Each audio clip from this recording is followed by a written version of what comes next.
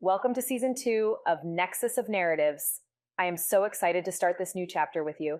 If you are a new listener, welcome. If you have been listening since the beginning, welcome back. I've been sick for over a week and used an AI voice for this opening. Trust me, it is much better than what my voice sounds like right now. If you have not yet, I invite you to join the new and growing community on Patreon. Tiers start at $1 per month for early release episodes. Additional tiers include exclusive content, live community conversations with me, opportunities to join as live virtual audience for recordings, and more. Search Nexus of Narratives on Patreon or click the link in the show notes. It is a small and vital way to support keeping this podcast going and with perks that make it well worth the investment. Don't be fooled by the lights, mics, or set. This is an extremely grassroots production, and all support is extremely impactful. And on that note, the grassroots nature is a beautiful way to demonstrate to every listener that, yes, you can also have these courageous conversations anywhere, anyhow. We kick off Season 2 with a 2-part episode with a dear friend of mine, Carina. Part 2 will be released on Thursday, October 3rd, so you do not need to wait a whole week for the second half. And yes, come back next Monday for the next episode of Nexus of Narratives. From here on out, if there is a 2-part episode, you can expect part 1 on Monday and part 2 on Thursday. Listeners, please be aware, Carina's episodes come packed with a lot of heaviness. She was born into a dangerous cult and has used that pain to bring light to those around her. It really is an incredible story, but there is a lot to be warned about. This episode includes topics and themes that may be difficult to hear, such as assault, sexual assault of adults and minors, suicide, murder, and more. If you or a loved one are suffering, please know we want you here. Call or text the National Suicide Hotline, 988 for support. Without further delay, let's listen to this fantastic conversation with Carina and all the masks of humor we wore along the way. See you back here wherever you like to watch or listen for part 2 this Thursday, and again Monday for the next regularly scheduled conversation.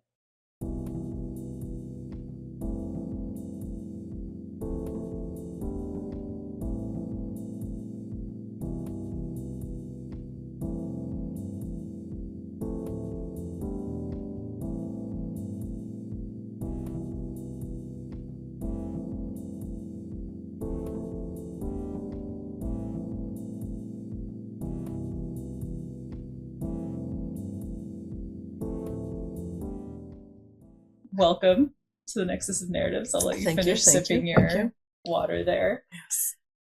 This almost feels like it's been a long time coming just because I have only known you for a short time, but it feels like I've known you for a very, very long time. So I say this feels like a long time coming, and it's probably only been a few weeks. Yeah. Maybe even a couple. Yeah. One, a couple, a few, several. Mm-hmm. Yeah, so somewhere in there. Yeah. But Carina, hi. Hello, Gabby. I have known you for 6 weeks at most now. We met through joining Pacesetter Leadership Dynamics. Yes. Together, and I was immediately drawn to. I was like, I know we're going to have a buddy in this, and I think she's going to be my buddy. And you ended up not being my buddy, which I think we've learned has been for the best. Yes. But like immediate connection, I was like, this is a fiery person straight after my soul.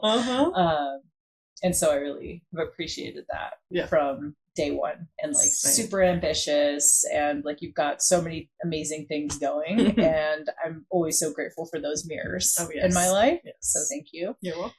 And if you were to bump into somebody, I was about to say on the side of the road, but if you were to bump into someone, hey, Carina, who are you? What might you say? Well, last time I bumped into someone on the side of the road. Just taking a stroll, you know? Yeah. What would I say? Who I am? Is that what you asked? No. Who are you? What are you? How do you fill your I? time? Whatever you...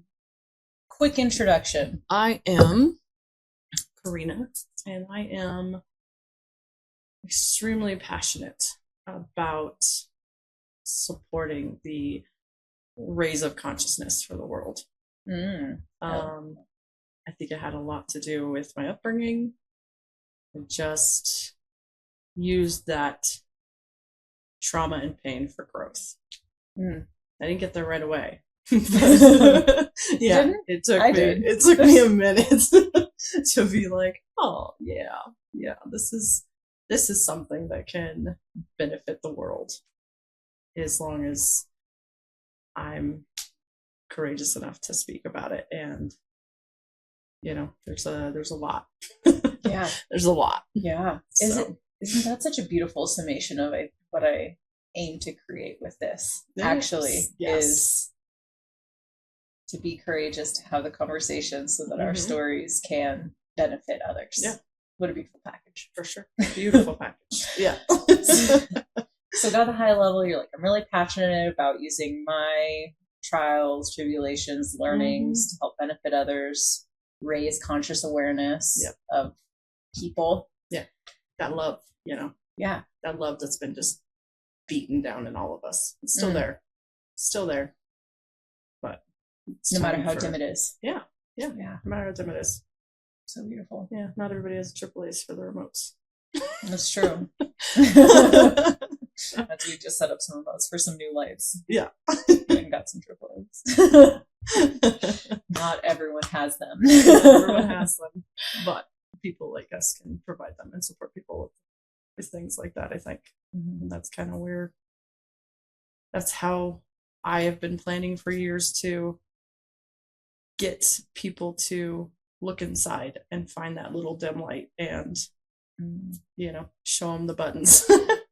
show them the buttons, give them the batteries. Amazing. I will have to, after this, pull my notebook from when I was at one of the advanced seminars that I was journaling. And I think I had written that my purpose is to find the fire in people and help them reignite it. Wow. Or burn it brighter. Something like that. So I'm going to have to go find those words because that notebook's downstairs. Yeah. That fire. There was a reason we were drawn to each other. Beautiful. Beautiful. Well, I'll let you take your sip of water. I'm about to choke on a spit. And I'll invite you. You're not anxious about any part of your story for no reason at all whatsoever. Super calm. So wherever you would like to start with the story that you came to share. Okay. So I was born April 5th, 1983, in Southwest Colorado in somebody's home. They weren't a relative, nothing. So the cult I was born into, they don't believe in going to doctors or even cutting their hair or no joy. No joy at all. She's laughing. Yeah, my humor got me through a lot of this. something, the masks that we wear. The masks that we wear. No, the tangled webs we weave. And so nonchalantly, I was born in this area, and the cult that I was born into, just in case anyone missed that. The cult I was born into. Slid into. Yeah. Wow. Yeah. Oh, I mean, slid into the conversation. Slid into the cult. All right. Into the cult. I did. In fact, feet first. I was born for each. Yeah. So because there's no medical staff there's no anything, I was left there for approximately 13 minutes with my head stuck. So they went and informed everybody that the baby was dead. They're just trying to take care of the mother.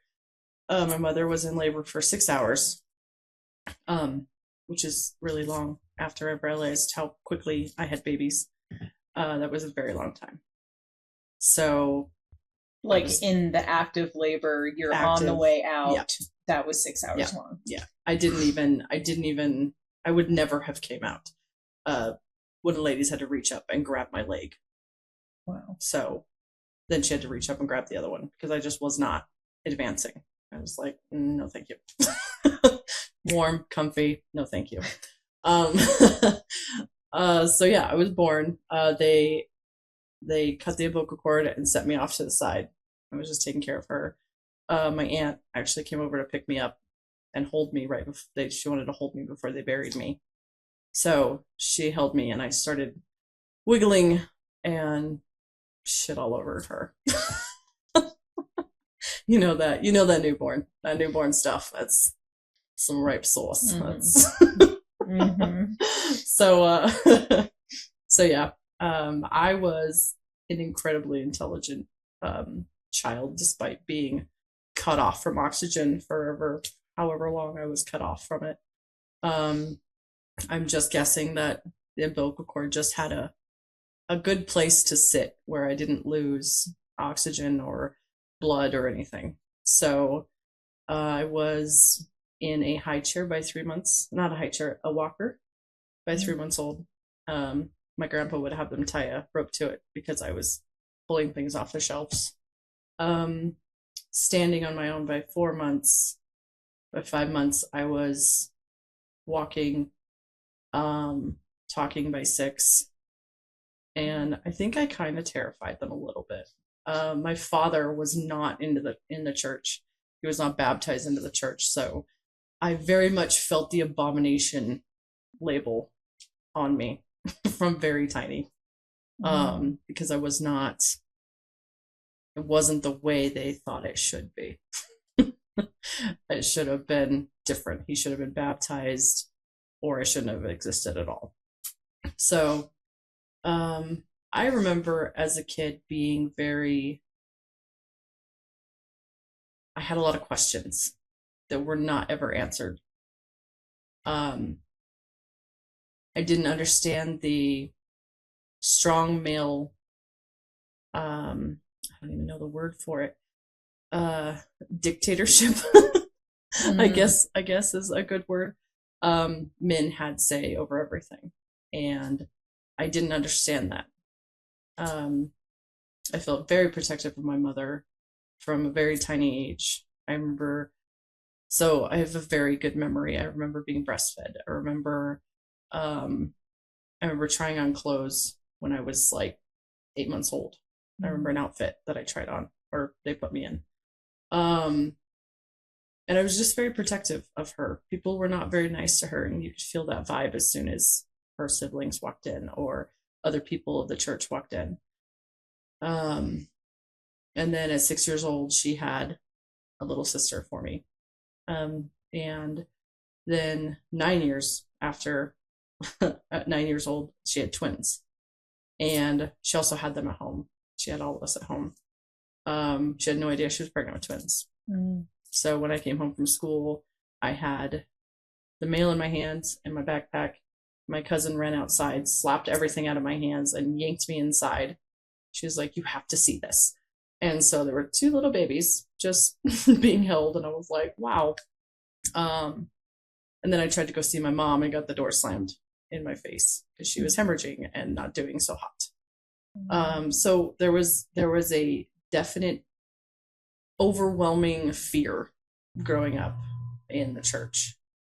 Also, if you loved yourself at all, you were vain, going straight to hell. If you cut your hair, wore makeup, did worldly things, wearing watches, bracelets, rings, jewelry of any kind.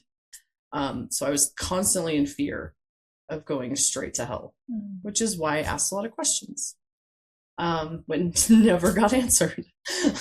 But I don't want to go to hell. Yeah, I don't want to go to hell. And I feel like, I don't know, I felt so in touch with this God that I was told was love.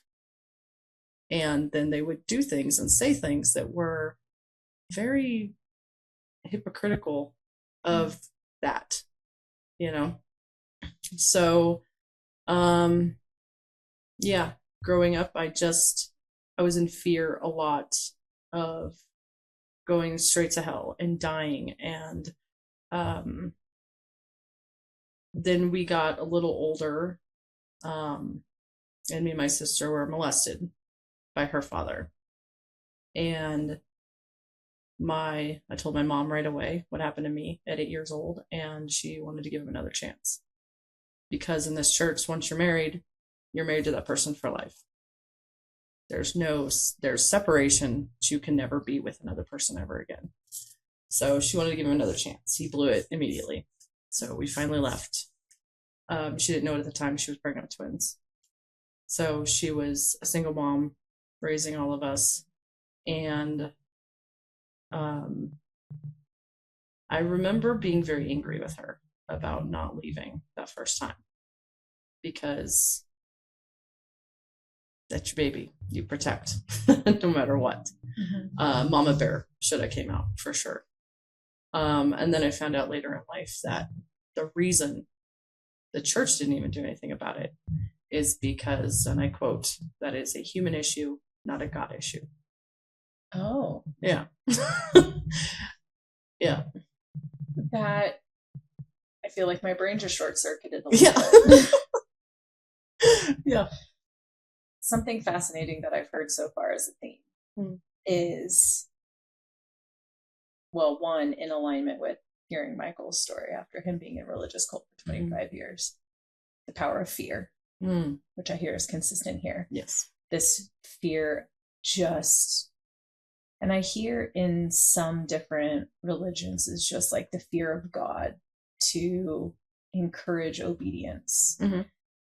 And how, like, I believe, you know, spirituality, religion, whatever container you want to put it in, can create some really wonderful things for people. But when it's out of fear, I have yet to see good come out of that in people. But then at the same time, your strength and resilience, almost in like a defiant way, to be like, and I say that with all the love of the world, because I have, you know, I see it because I resonate with it, right? Is, well, these are the rules, but I have questions. This doesn't feel right. I don't understand why I, as a woman, am powerless, in air quotes, to someone who just so happens to be born different. And I don't understand the lack of humanity to put the safety and health of your daughter over the ill behaviors of a person who you're really only with still because of the church. And like always questioning through this time and recognizing inconsistencies, I think is pretty cool. Yeah. As a tiny child. Yeah. With a very limited worldview. Very, like, extremely limited so worldview. limited. Yes. So do you feel like what were some of those beliefs that were continue to be fed to you? Because this, you know, fear of going to hell, I feel like sounds like a really big one. Yeah. But then conflicting with your strength and somewhere in your heart knowing what is right and wrong. Right.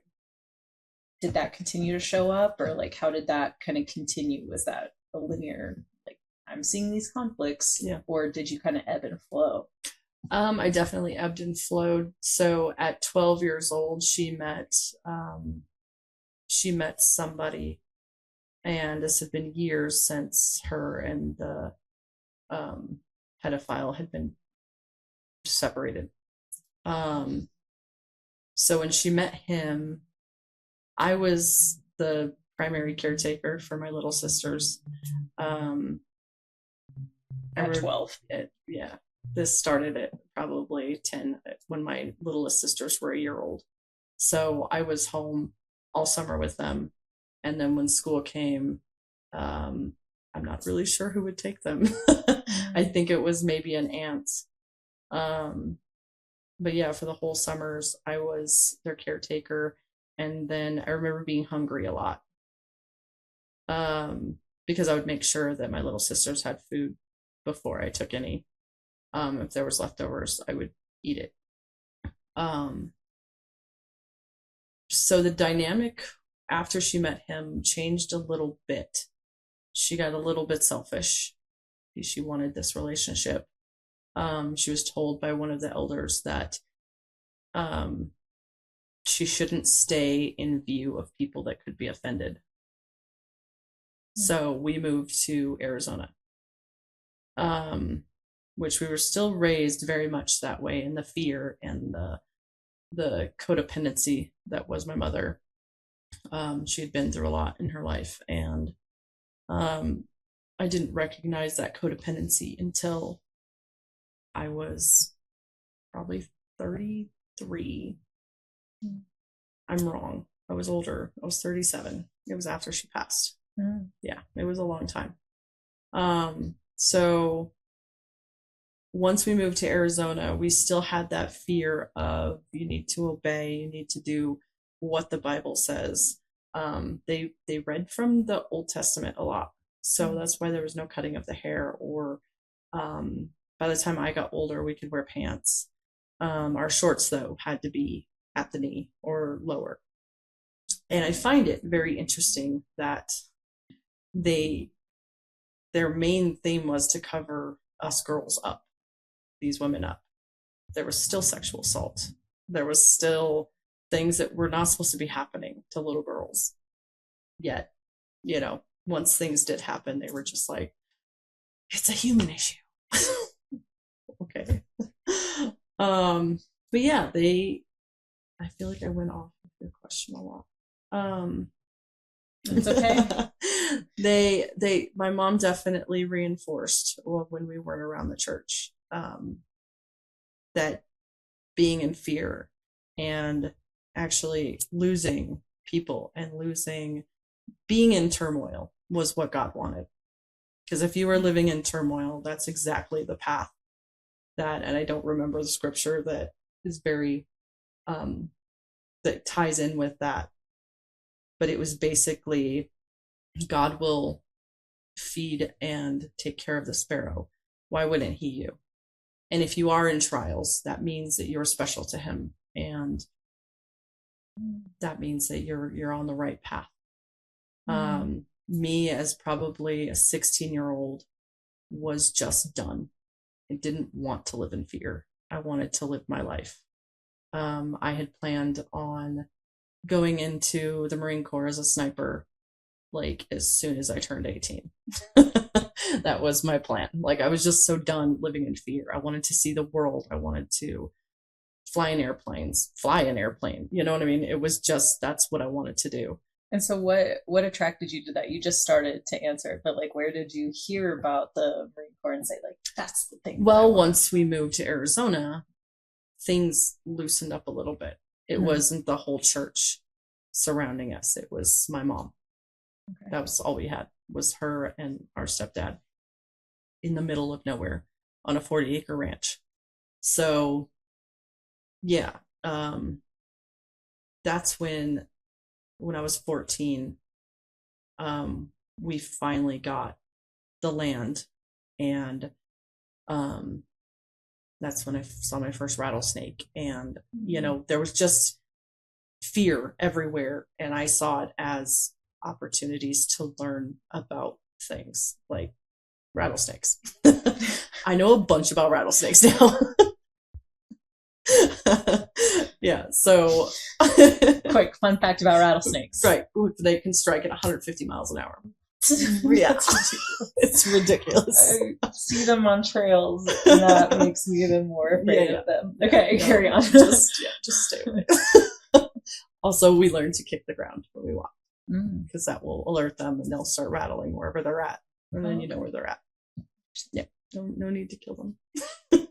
Yeah, we saw one on a hike, and then we were like, well, I guess this is a sign we should just like turn away. We'd seen like 3 snakes, and we're just like, all right. There are 3 types in Arizona: Mojave, Sidewinder, and coontail, or diamondback is what most people call them. But yeah, so, and then we got horses, and then my mother she never flew in a plane. She never rode a horse. She was just terrified of her own shadow. Terrified. She did not live. She survived that entire time. The entire time, like her entire life? Yes, she survived. There was no living for that woman. I recognized this, like I said, about 16. Like, I even told her, I don't want to live in fear. This is not how I'm going to live my life. And then I was married off to an older man at 17. I did not. How did that happen? Well, at 17, sorry. At 17, he started just coming around. I don't know why. He just showed up. And he asked me out on a date, which he lied about his age. So he said he was 21. I was 17. And these are the things that I didn't agree with. So I didn't agree that women should be getting married right away. I didn't agree that women should be putting themselves through having babies.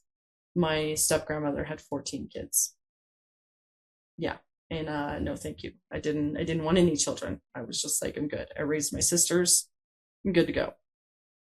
And then the universe was like, nah, just kidding. You got some more stuff to go through. Don't go anywhere just yet. We're going to continue this conversation in just a moment. Check it out. Yeah. I am so grateful that you have chosen to spend your time with me here on the Nexus of Narratives. I know that time is our most invaluable resource, and I am grateful for your support by just listening.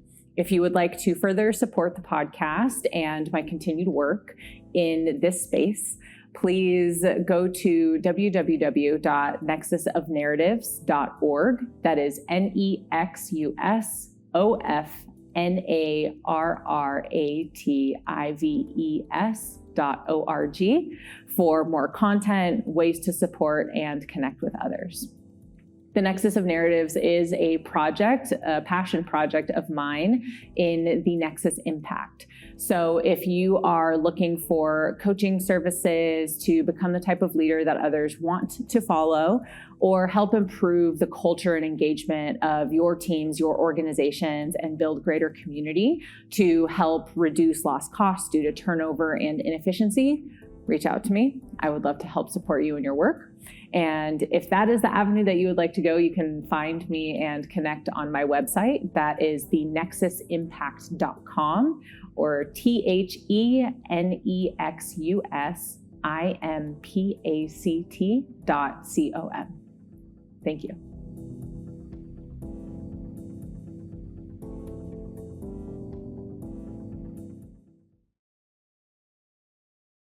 So we were married. I didn't want to be. And were you still considered a part of the cult at this time? You have to be baptized to be part of the cult. I was not. I'm pretty sure my mother was scrambling to pull the reins and get me to conform to what was acceptable in her religion and her faith. Mm-hmm. Didn't work out so well for anyone. Continued defiance. Yeah. I'm going to continue on this tangent really quickly before getting back to you being married off. So you were not baptized into the cult. Mm-mm. Was that because you were seen as an abomination? I'm pretty sure. Yeah, okay. I'm pretty sure. My mother at 17 had me go ask. I didn't want to ask. She had me go ask. And to my huge relief, he said no.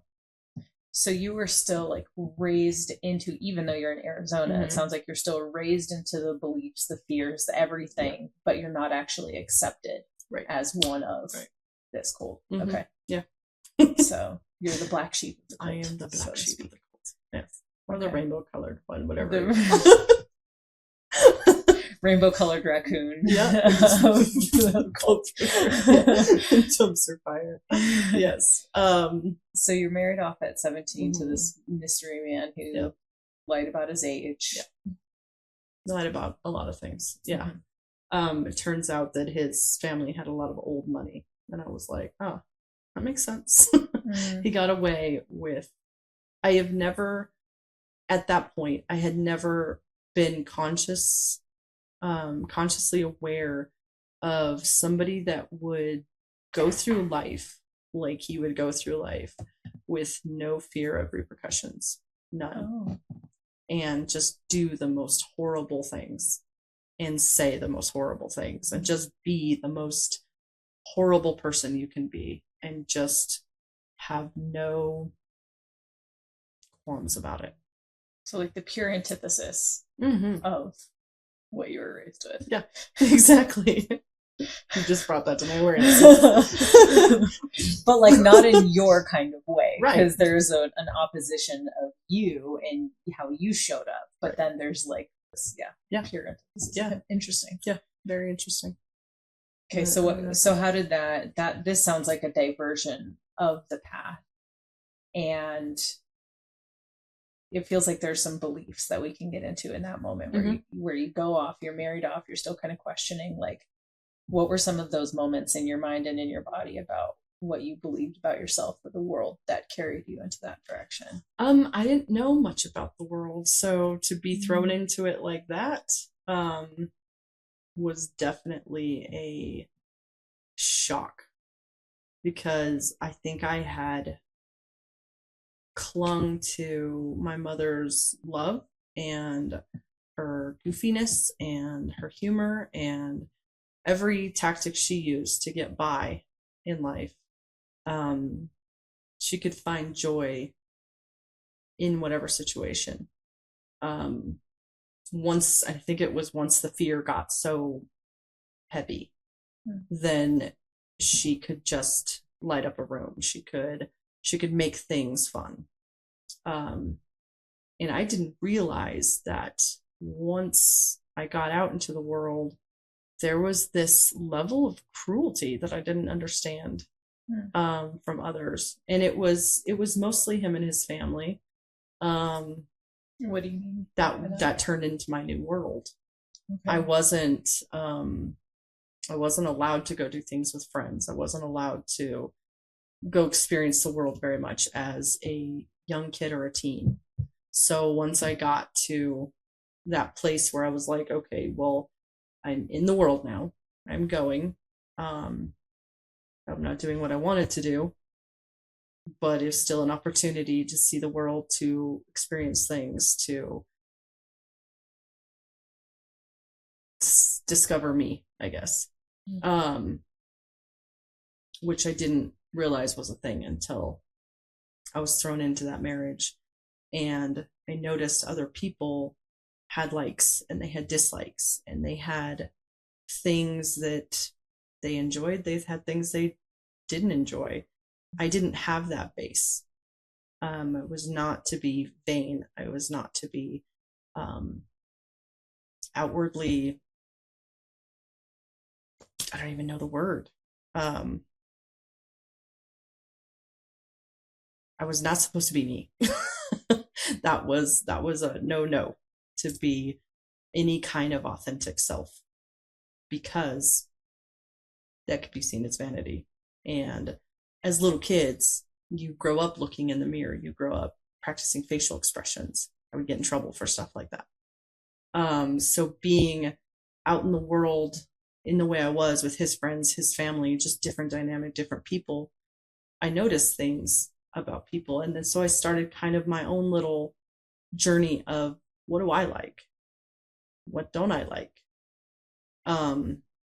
Because anytime there was a dislike of something, no matter what it was, like a pet peeve or anything, it was immediately followed up by him with more of it, because I don't know. I don't know what the purpose of being like that is for somebody.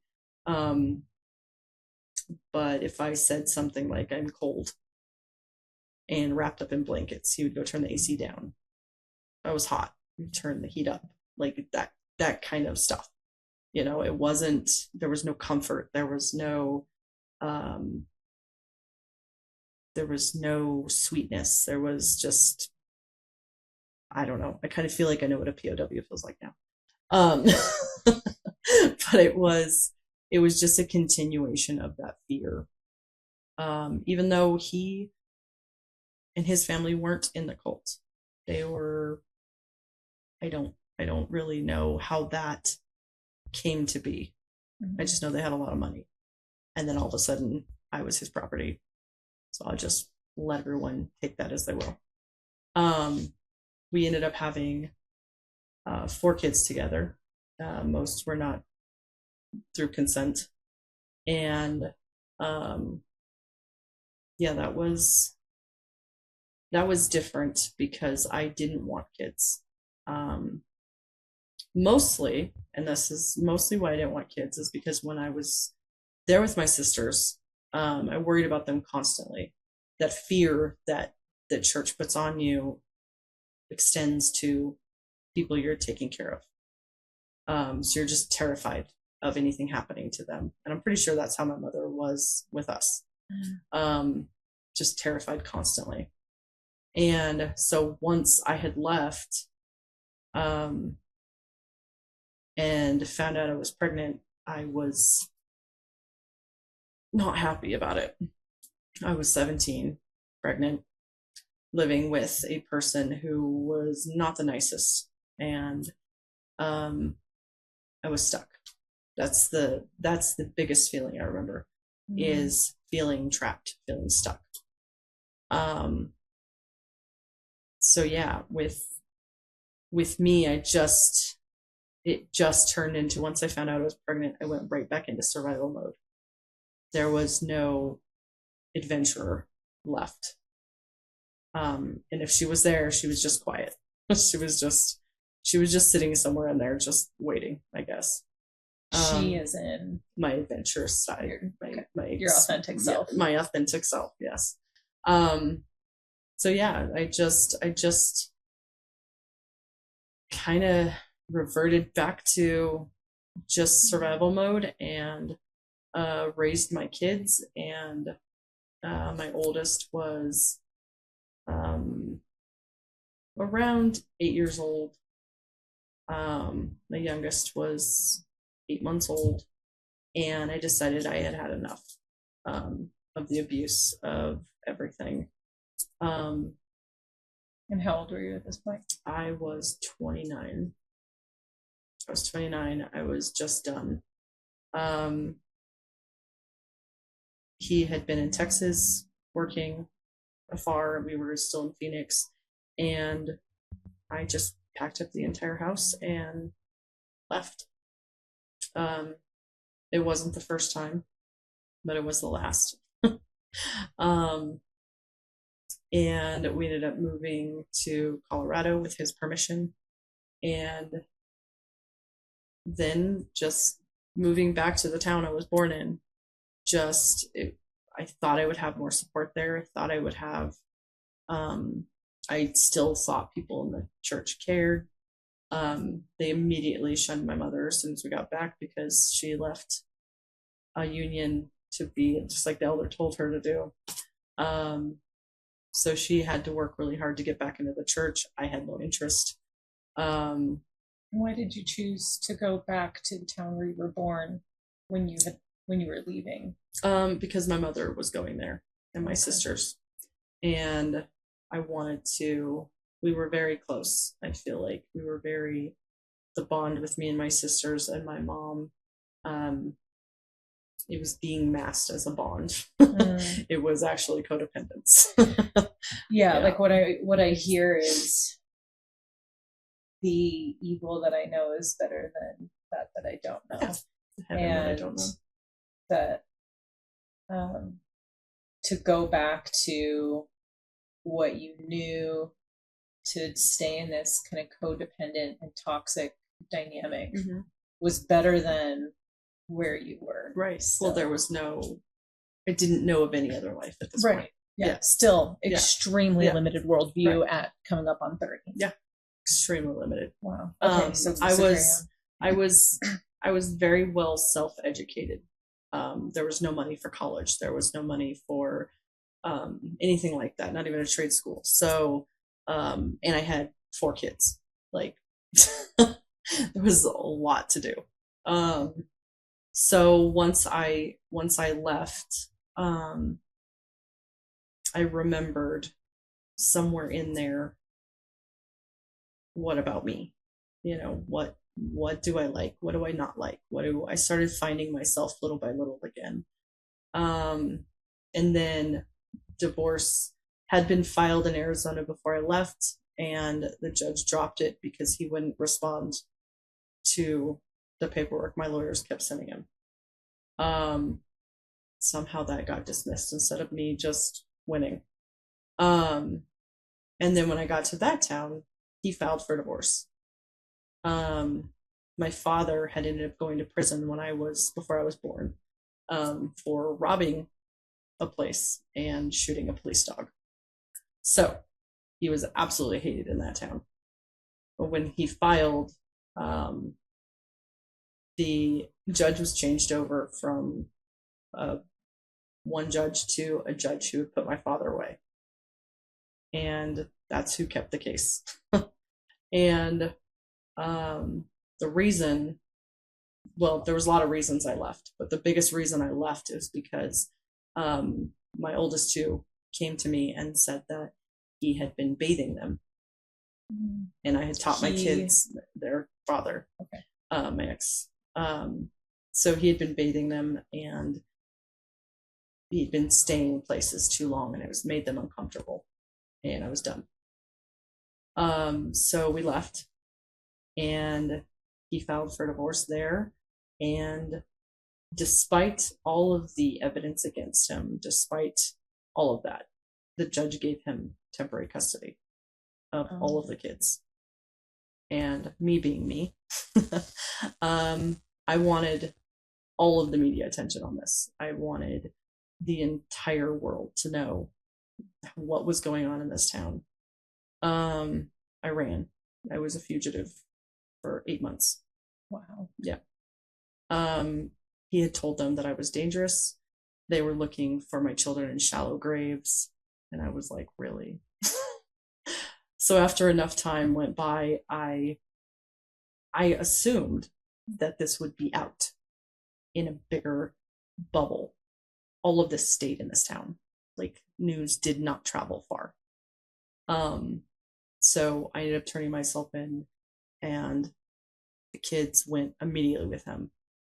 And I went through my trials. I went through my stuff. I ended up getting, because I was in all the rights of the law to leave with my kids if I felt they were unsafe, and they were. All the evidence pointed to that. Everything. I ended up getting 12 months deferred probation. I hadn't even had a traffic ticket at that point, so it was easy. It was easy to not be a troublemaker, because I was not. So 3 years went by before I could find my kids. I ended up hiring a private investigator from Texas and finding them. Lex was about 2 at the time when I found them. And our first phone call went amazing. So good.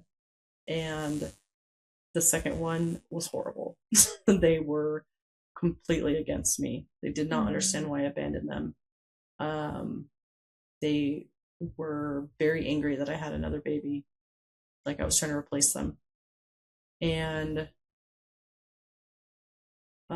just 2 years after that, I got paperwork that the kids were severing my rights so that their stepmom could adopt them. And then that's when my fight was just like, it was just, I would just stop pushing back. Like, you'd lost your fight. You had gone through this. I want to take them away from their father, who's likely abusing them. And I want to get out of this situation. I want to take them with me. Turns out that's not working in my favor. Yeah. I'm going to surrender and hope that on the other side of whatever this twisted judicial and quote system is going to produce on the other side, then they can come with me. And by then they don't want anything to do with you. Right. Yeah. And there was my oldest had talked to a forensic interviewer, and her words to this forensic interviewer, this is what this judge had in his hands when he gave custody to them, was, "My daddy's pee-pee spits at me." And he said, "I'm going to put this on a file to the side. And this is the reason I ran. This is the reason that my kids were going to be protected no matter what." And the more I fought, the more I just bled. It just wasn't working. Which then I came to the awareness that, yes, there can be no justice system, especially when there's money being exchanged, especially when, people can look the other way when there's enough money involved. And in very clear internal corruption. Yes, for sure. There's no justice in that country. Right. So like, not even for kids. Not even for kids. I was told by a sheriff's detective that there was no tangible evidence. And I said, so my baby has to bleed before you do anything about it. And he said, yes, unfortunately. Okay, what about incriminating statements? Like, that's a thing. Right. Why is this not a thing here? So, so I finally just signed the paperwork. I just let them, do their thing. Years and years later, my oldest got a hold of me, and we spent a few months together just getting to know each other again and catching up. She let me know all the trauma she went through after we were separated, and I haven't talked to the other three, but yeah, they went through a lot. And I went through a lot, and my mother was devastated that they were gone, just totally devastated. She let it just break her down, and she ended up getting sick. Air quotes. Yes. She ended up getting sick, and I noticed after she was gone, that she faded away a lot like another aunt of mine. So talk more of that, because you did sick in air quotes. I did do sick in air quotes. So an aunt of mine, she got sick. In air quotes. In air quotes. She got some cancer. And now there's never any diagnosis. Even though they go to the doctor, there's never proof of this cancer. But she got really skinny. And I remember my mom coming to visit her and coming back to Arizona and saying, I think somebody's poisoning her with meth. And I was like, Mom, like, she had these outlandish things she would say sometimes. And I'm just like, Mom, what? Like, I had to go through this young adulthood of the person I was with. And there's just was no way I could accept that people were that evil. And so I would push it away. Despite everything you had already witnessed. Despite everything I had been through. There had to be good somewhere, So when my aunt passed away, she was 95 pounds, soaking wet, 5'7", just skin and bones. Died a horrible death. No pain medication, no nothing, because that would be against God. In this belief system. Yes. I told my mom once to eat an orange because she needed a boost of vitamin C, and she said, no, you got to be careful because that orange could become your God. What? And then I glitched. I was like, wait, your God made that. It's nutrition for your body.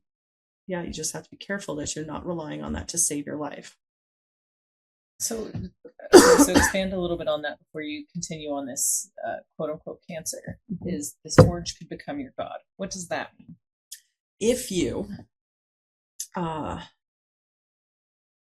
let's say, are vitamin C deficient and you eat an orange for the purpose of saving your life, which is not yours to decide, that is God's to decide. He will take you if you want to. If not, then you are left wherever you're at to suffer. But if you were to help that at all, if you were to have a surgery in your appendix to take it out so you didn't die, that's not leaving it up to God. It has to be left up to God. Your death should be left up to God. So that's that explanation of that. That's something that was ingrained in our brain. So whether it's a surgery, a medication, a vaccination, or an orange. Or an apple. Yeah. It's fascinating. Yeah. So many thoughts running through my head right now. But carry on to the fake cancer. Maybe we'll save that for a bonus episode. The fancer, I'm going to call it now. The fancer. The fancer. The fake cancer. Yes, Fancer. The fancer. So she told me that she thought she was being poisoned with meth. And I was like, okay, Mom. And she said this about your aunt. So we're going back to aunt. saying, okay, Yes. and your aunt was a part of the cult. Yes. And Yeah. so she's concerned, okay, my sister is being poisoned with meth. Yes. Like, you've now actually lost your mind. Yeah. Okay. You've actually, all the marbles just... They all spilled out all with that the marbles. statement. And all of us are tripping on them. So she said that, this was even before I lost the kids. So after, my uncle got sick. Is this your aunt's husband? Okay, so my aunt was my, blood uncle's wife. So she had come into that and got baptized. She wasn't raised like this. So it was your mom's sister's husband. Sister-in-law. Yeah. Or your mom's brother's wife. Yes. Okay. Got it. There's a lot. Maybe we'll draw a map. We will draw, like the L word map. Just, how does this cult reach everybody? It's just, how's it touch us? We did that well to draw that line in a previous episode. I can do mental math pretty well. Mm-hmm. I did not at the end of this long day of recording, trying to do simple mental math that I had done before. I realized listening back to the episode, I was like, oh, I aged myself at 29, and then 2 episodes later, I say I'm 31. So someone's probably like, Gabby, are you okay? Wait. I aged over the course of just a few episodes. Just in wisdom. Wisdom. Took a little hop.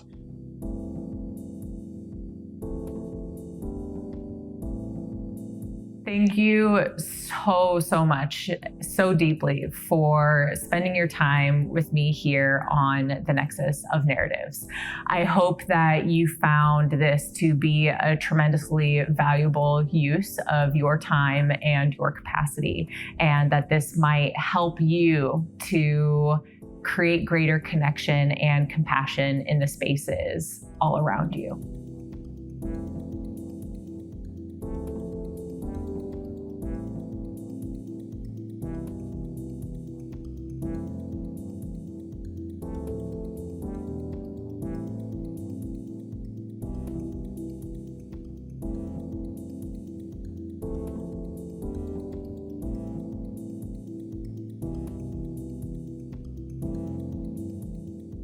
Good? Yep, it is recording. Oh, okay. Yeah. Good luck. All right. I appreciate you.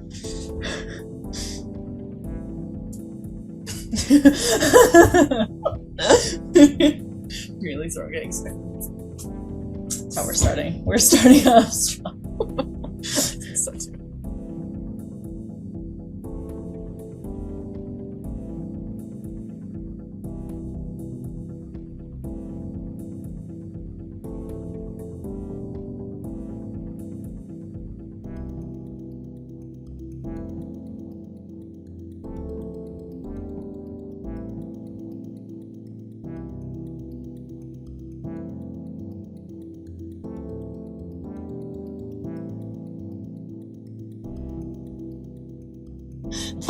Well, welcome to the Nexus of Narratives. I'll let you finish sipping your water there. Yes. This almost feels like it's been a long time coming, just because I have only known you for a short time, but it feels like I've known you for a very, very long time. So I say this feels like a long time coming, and it's probably only been a few weeks. Yeah. Maybe even a couple. Yeah. One, a couple, a few, several. Mm-hmm. Yeah, so somewhere. Yeah. But Carina, hi. Hello, Gab.